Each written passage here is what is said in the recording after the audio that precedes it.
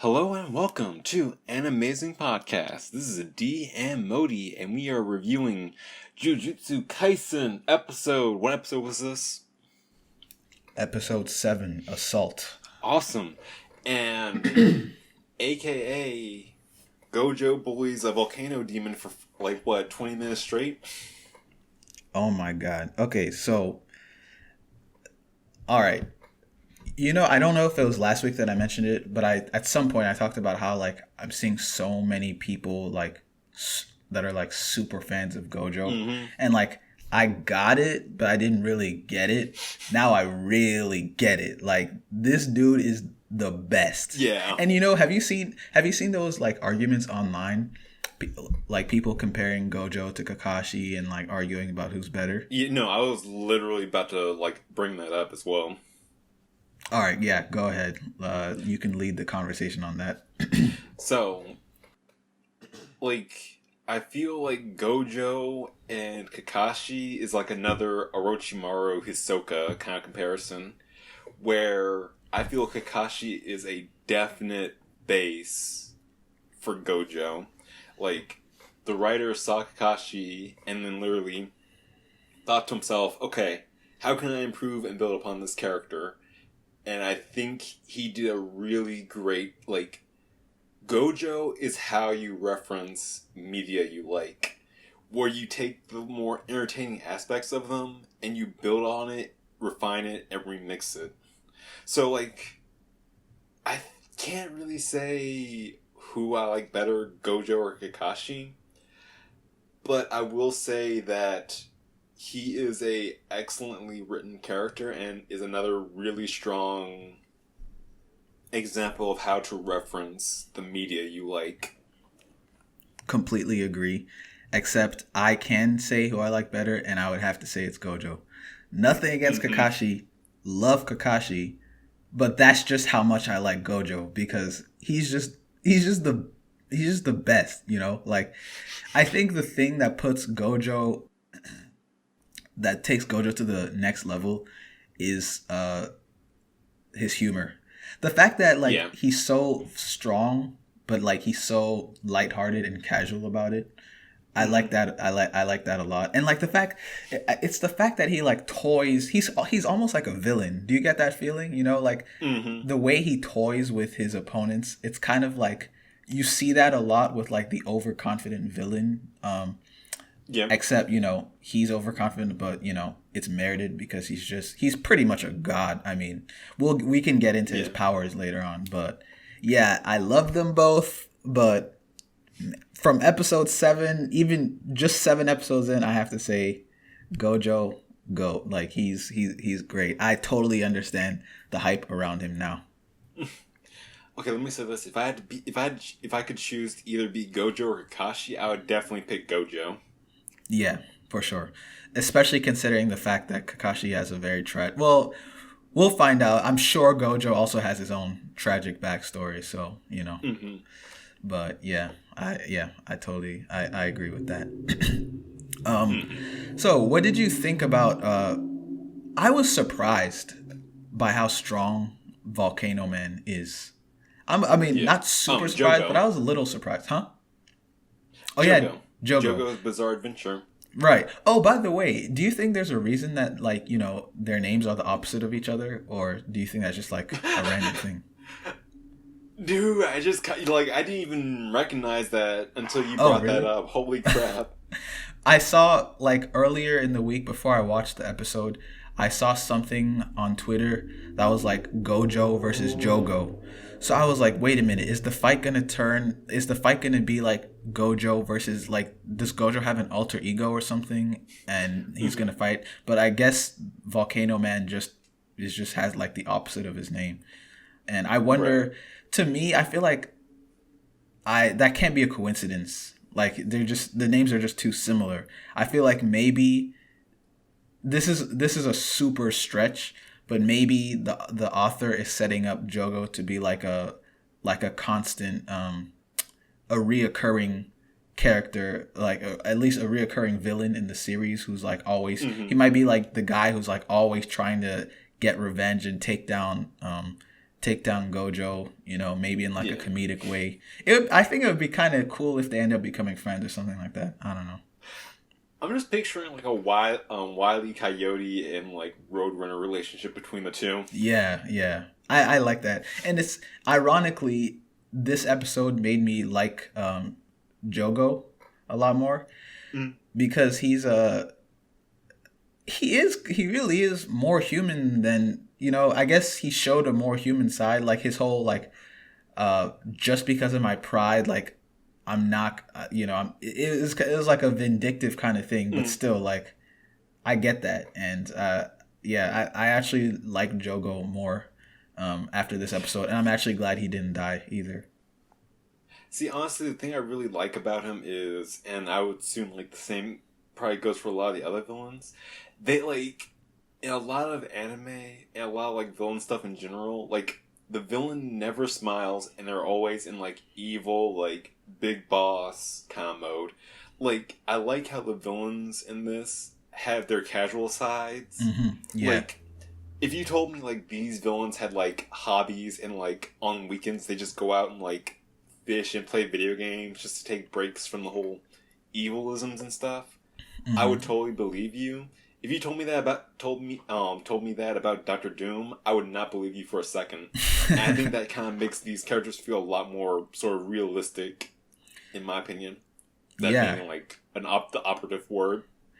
And in fact, going into that, do you think maybe like at some like very like late in the episode, when Hanami and Geto were like watching over the fight and they saw that Jogo was about to lose. Hanami's the guy who's like speaks backwards, right? And he said like we're the true humans. That's like the second or third time that they've said something along those lines. Do you think there's more to that? Like there's an actual lore to this or something? Like maybe the cursed spirits used to be humans or something like that. And I don't know. I still just have this feeling ever since the start. I've had this feeling that like everything isn't as it seems. Like the Jujutsu, like the Jujutsu Kaisen or the Jujutsu Association, the school, whatever it's called, they're not actually as good as they might seem, and I feel that way about Gojo specifically too. See, like if they pull that, I would not hesitate to like. I wouldn't. It would surprise me and not surprise me at the same time. Like I feel like this writer is competent and strong enough to pull that off really effectively. But I think the true human, like I think that's more like a philosophy kind of thing. Because I know in like the episode they introduced them, they were all like, "Oh yeah, like humans lie to themselves. They wear a mask. Like we cursors are like upfront. We know who we are. Blah blah blah, and therefore we are the true humans and true species. Yada yada yada." Yeah, I think you're probably right. That's probably more what it is. But yeah, it just kept coming up. So yeah, and I don't know. I just have like a little feeling that I think maybe I want to believe that there's more to the cursed spirits than them just being evil, because I if that was the case, that would make the series infinitely more interesting. It's already very interesting, but it would take it to another level if the cursed spirits weren't just straight up evil, I would really like it if they did go that route. Like, I don't think there's like any hidden lore, kind of like how, like how like Attack on Titan has like layers of like secret deep lore and stuff. I don't think Kaisen has that, nor do I think it's really the focus. Like,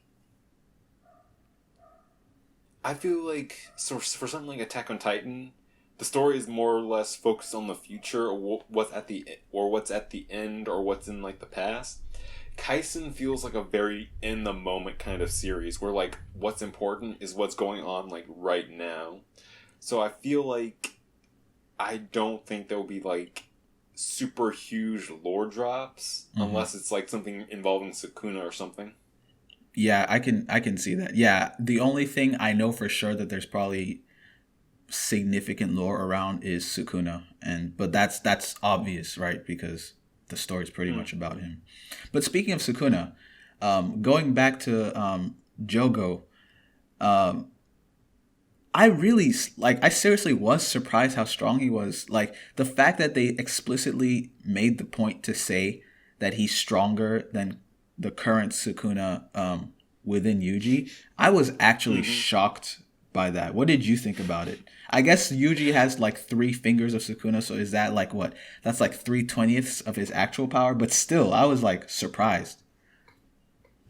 Dude, I'm loving like the way they are so constant with their power scaling is so perfect. Like this so far has one of the most airtight power scaling systems I have seen in a long time.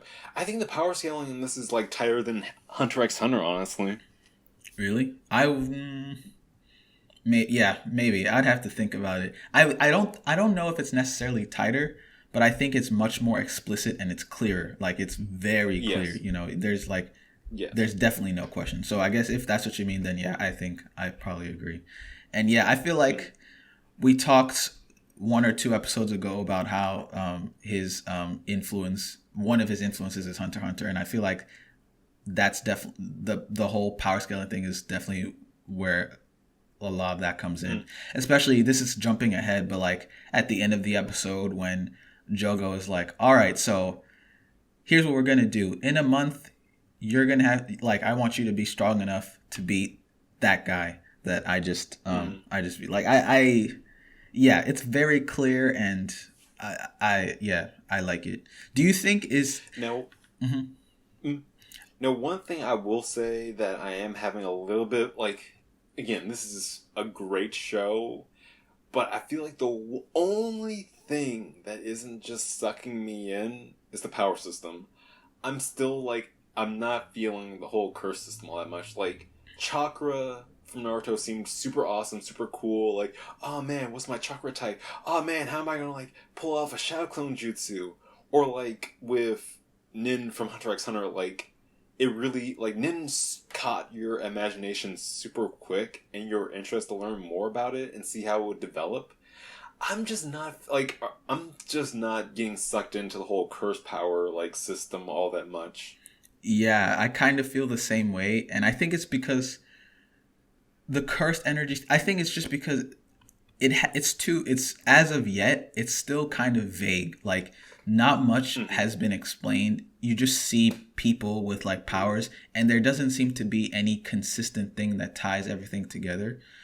When you Yeah. think about like Naruto, they like explicitly like sat down, they're like, okay, this is chakra, this is how it works, this is how you make stuff happen with your chakra. They did the Hmm. same thing with Plus, chakra. they did the same thing in Hunter x Hunter and in Bleach and whatever, right? But this, Mhm. the way it's kind of like with those other previous series, they Mhm. established like they explain to you clearly the baseline thing that's happening that everything revolves around, Mhm. and then you see how everything, all the powers are derived from that, right? Whereas with Jujutsu Kaisen, it feels like they're showing you the surface layer, like the powers that people have, but you don't really Mhm. understand the underlying mechanics of how the whole system works. And so for me, it's Right. confusing. I think it's actually fun. Like I wanted to talk even about like the infinite, like the innate domains and all that. I think they're Mhm. interesting, but I just want to understand them more, and because right now they still feel kind of vague. No, I think the issue with me is like again comparing this to Naruto. Chakra was really straightforward, where the more chakra you have, the stronger your move is. Everyone has a specific like chakra type, and you do moves by like weaving the hand signs. With Jujutsu Kaisen, I think the best part of their power system was definitely the eminent domain because they set up clear rules for how everything works in regards to it. Yeah. But I think the problem with Jujutsu Kaisen is the curse power system seems super vague, like you said, and it isn't clear who can do what. Like with Naruto, he could use Shadow Clones, he could use Rasengan because he had a lot of like wind chakra, or like Sasuke could use flame and electricity because he has like electric power. He had electric and flame chakra, but it's hard. You can't like. It feels like in Kaisen, anyone can do absolutely anything, and when you have that, it feels less interesting. Because like with Hunter x Hunter, like everyone had a specific constraint that they had to go through with their powers. So like manipulators couldn't do like specialist moves super well, or like enhancers couldn't do conjurer moves really well. So if you're like Mm-hmm. a enhancer, you had a if you knew a character was an enhancer, you would have a clear idea of what they could do, and their powers usually, while you wouldn't know what they could do, the scale of the ability usually meets your expectation. Mm-hmm. With Kaisen, it feels just like people can summon infinity, or like Thanos snap people, or summon demons. It's just like I it's don't. way too freeform right now.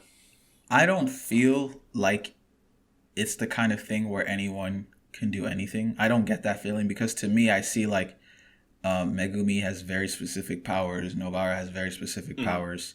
Even Volcano Man has very specific Mm-hmm. volcano powers, stuff like that.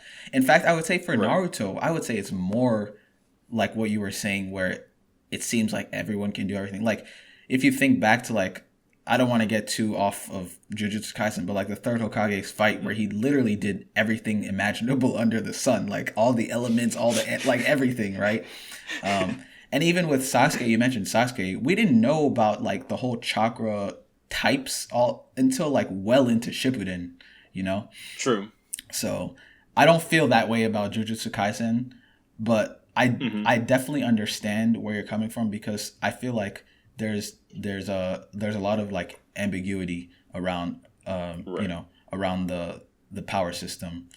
And yeah, I want to see it explained more clearly. Like even the whole thing about him um like putting his cursed energy into that like bear that attacks him or whatever. I still don't really Mm-hmm. understand what that's all about. The whole emotion thing. I just think it hasn't been explained very clearly. Like that's all I need. I just need like a clear explanation. Maybe I'm just not paying close Although I enough will say attention. I don't this. know. Well, we know they're explaining things a whole hell of a lot better than God high school. Yeah, Sorry. I was just thinking about that. I was like, at the very least, though, it's not like it's not like God of High School was. The way they Now, one explained it in thing the I anime for want, that was a mess.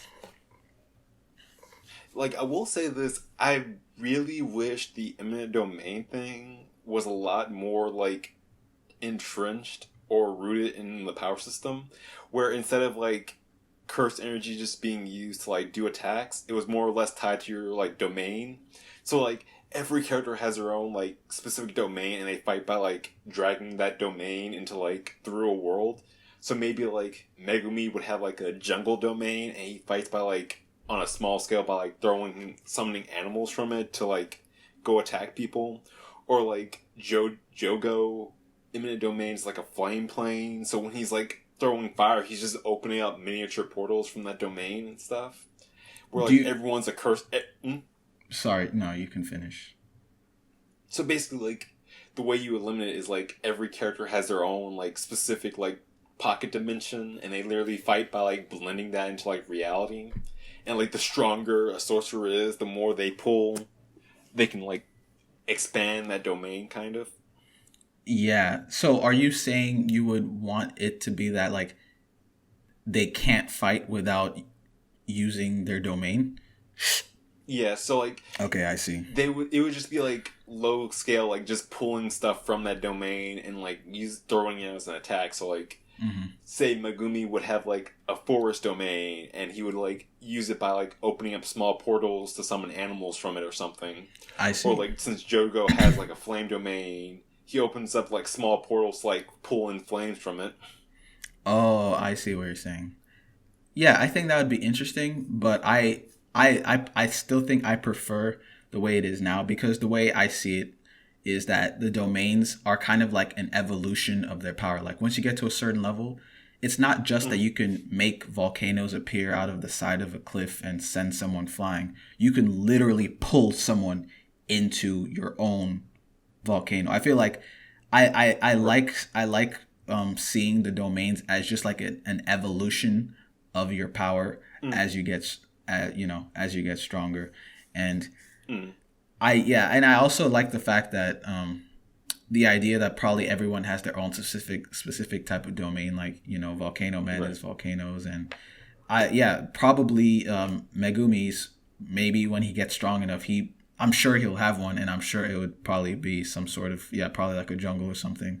I don't have no idea what Nobaru's would be, though. But yeah. So, we got to see we've really been able to see exactly how strong, we've finally gotten a really strong idea of how powerful Gojo is. Do you think he is going to pull an All Might and then get taken off the board for a large portion of the series? Definitely not. So I feel like that's what Gojo is like. I feel like Gojo's main purpose in the show is to establish the power scaling and be taken out to create a said power vacuum for the characters to vie for. That's a really smart way to look at it. You're probably right, but I would say, I can see that happening, but I wouldn't say it would be like an All Might thing. I would say it would be like an Aizen thing, where I guess I'm still really stuck on this idea of him being a villain, but like, what I can imagine happening is like, we're showing like, this is the peak of the peak. This is how strong you can be, and then he pulls a betrayal, and he pretty much becomes Aizen, and and like now he is the final, you know, the final boss, I guess. I think that would be interesting. But I definitely like that idea a lot. I didn't consider that. The fact that the reason they're showing how strong he is so early on is because they want to establish the peak, so that, you know, you can take him away, and then I like that idea. What do you think about let's talk about his power. I'm blown away, but I'm also kind of confused. So like, the whole infinity thing, at first I thought it was a metaphor. Like, he was just like, oh yeah, what the distance between us, like, you thought you touched me, what you touched was infinity. I was like, oh, that's really poetic. But like, no, he was being literal. Like, you literally touched infinity. So the way I kind of basically like read it was, he has he controls time dilation. So it's like he's like a reverse black hole, where instead of with a black hole, the closer you get, the faster you get. With Gojo, the closer you get, the slower you get. Oh, you see, I don't know. How do you pick these things up? Because like, I had no idea. To me, it just like made no sense. But yeah, I guess that makes sense. I feel like it's kind of a running thing when it comes to powers, that like, they're not explained that well, you know. And the Infinite Void was by far the most confusing one for me, but it was awesome though. Like, it was so funny. Like, he's so overpowered. Like, he literally went and picked up Yuji in the middle of a fight, and then he comes back, and he's like, oh yeah, no, don't worry, Yuji, you'll be fine. This guy's weak, and then he just starts raging like. Yeah, Gojo's the best. He's great. Oh yeah. What did you? Okay, we even talked about this last episode, and like, I theorized that we wouldn't see him taking off his bandage until much later. Well, I was 100,000% wrong. He takes off his blindfold like literally an episode later. What do you think about that?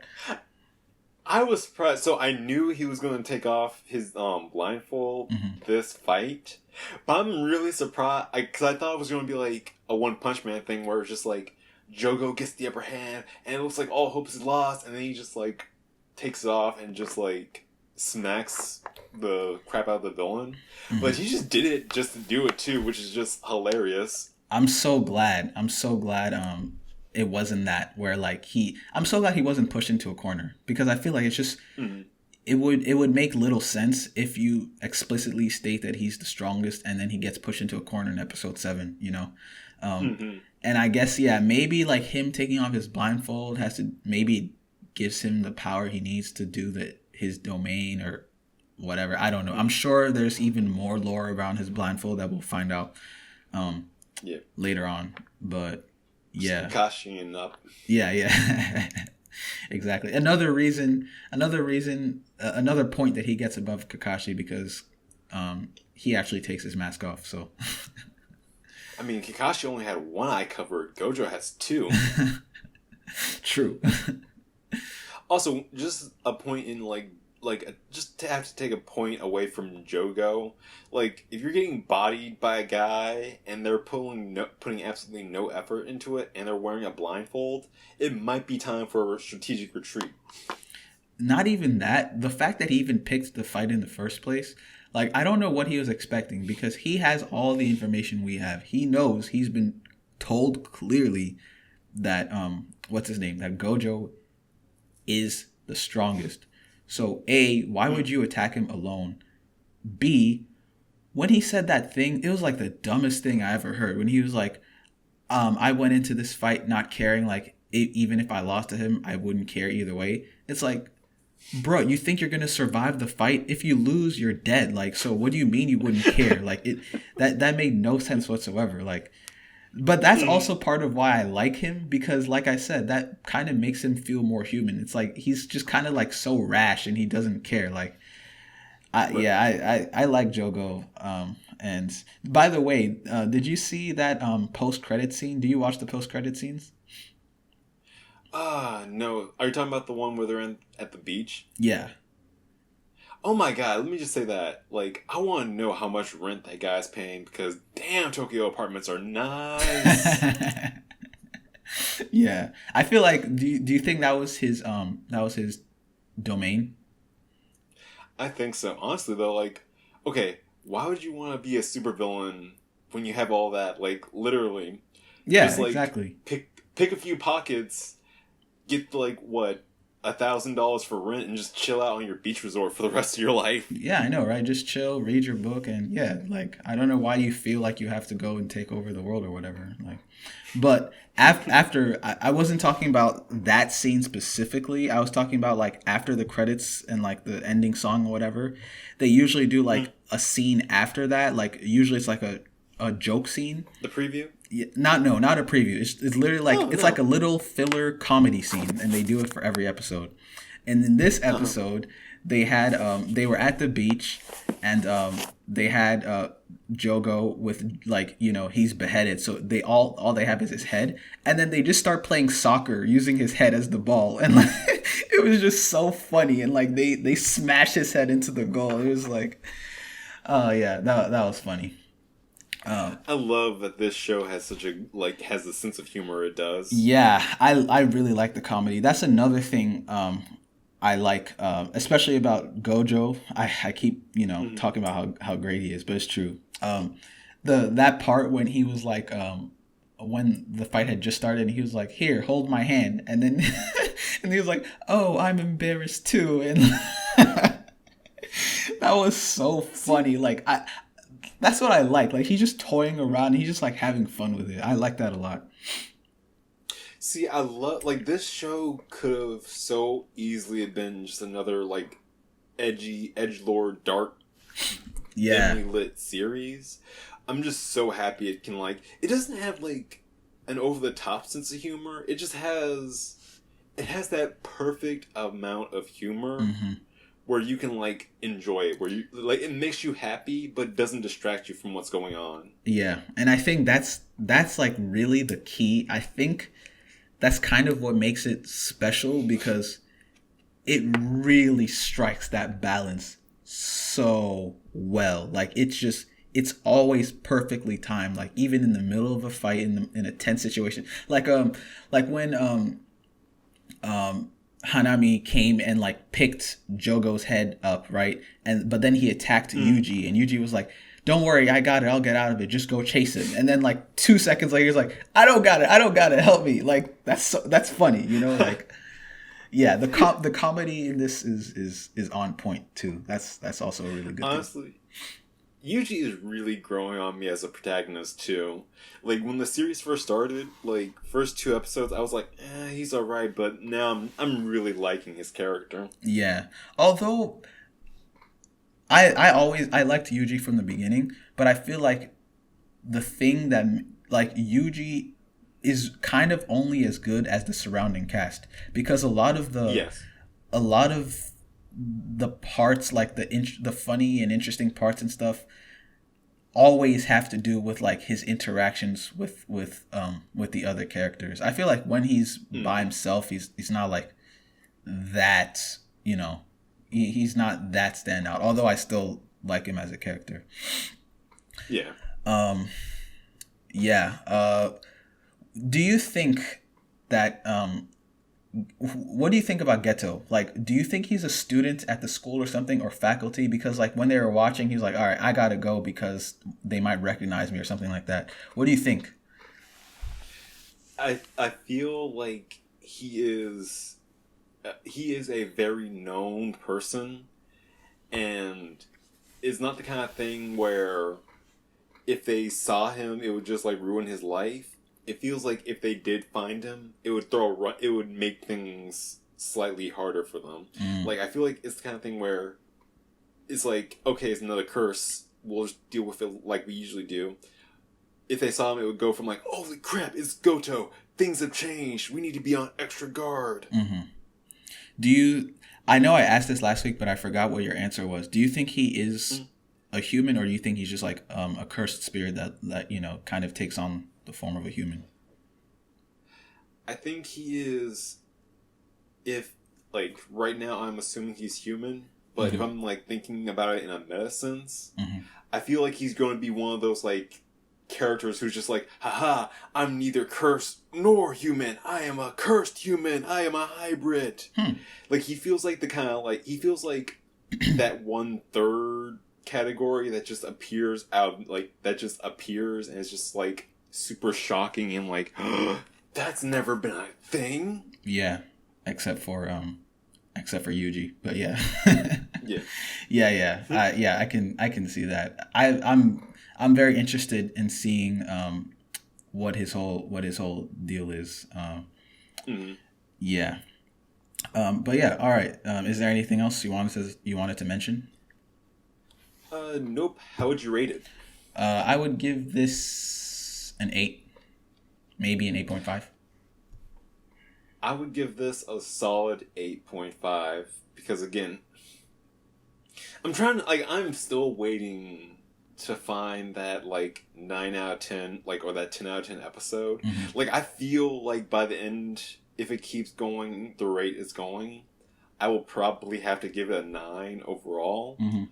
But I feel like the writing in this was really good, character interactions were really good, great action, everything like I don't think there I don't have any issues. There's nothing that stood out to me that was bad about it, but for some reason it's just like it's missing that one little hint of secret sauce to make it like a 10 out of 10 or a 9 out of 10. I kind of agree. I feel like if the show usually with a show, it starts off Mm. like decent, like maybe 7 or 6 or whatever, and it gets good, and then it hits a climax, and by the end, like, you know, it usually the shows get better as they go on. The fact that this show is starting off as like solid 8s most of the time for me, I think that's really good. And I think that secret thing Mm-hmm. that you're talking about that it needs is it's gonna need a good overarching plot with a good Mm-hmm. climax. And if we can get something like Yes. that, I can definitely see it getting pushed up to a 9 at least, you know. Yeah. Like I feel like it is telling a very linear story where it's like so like there are some like if you look at Attack on Titan, they plant things and you like the story isn't really like that super straightforward where you have like espionage, you have a lot of like cogs moving in the background, you have like background actors, you have like just random stuff going on all over the place. I feel like this is a much linear story and it's real with the exception of it planting seeds really effectively. Like Yeah. the And seeds, like I'm trying to figure out how like say it like they aren't like both Attack on Titan and Jujutsu Kaisen plant seeds for their plots. Like, but the way Jujutsu Kaisen does it feels way more linear, where they'll set up like 4 things in one fight and then pay off, and then like provide the payoff for them in the next, where Attack on Titan will like plant 5 seeds like one episode, water it like another 10 episodes, and then like like 2 seasons later, then they're finally ready to pay it off. Yeah. Jujutsu is plant and pick. Attack on Titan is plant, water, tend, then pick. Yeah. And also planting while they're watering, and like they'll just Attack on Titan is constantly planting stuff. Like there's always way more questions than answers. Yeah, like but Jujutsu is like it'll plant the seeds one fight, harvest them the next, and then like make them into a dish, put it in the oven, and then the next fight open that oven and then eat the dish, sort of. Yeah, and what I'm about to say is kind of pointless because we're literally only 7 episodes in, so they're still, so early on. But I think the thing it needs is just like longer arcs. Like it needs like one good long arc. And this season's gonna be 26 episodes, so maybe we will get that. It just needs like a good long classic shonen arc. To really put it up there, you know what I mean? Because it's right now it's still kind of episodic in a way, but that's how a lot of them start, and I think that's fine. And for something that's episodic, it so far it's like so good, it's blowing it out of the water, so yeah. I definitely hope that like by episode 12, like if they can get like a really good 12 episode arc, I think that would be perfect for it. Honestly, that's really interesting now I think about it, because a lot of the big shonen don't have that like level of extensive arcs anymore. Like Jujutsu Kaisen has been having like 2 to 3 episode arcs. Demon Slayer has like max 4 episode arc.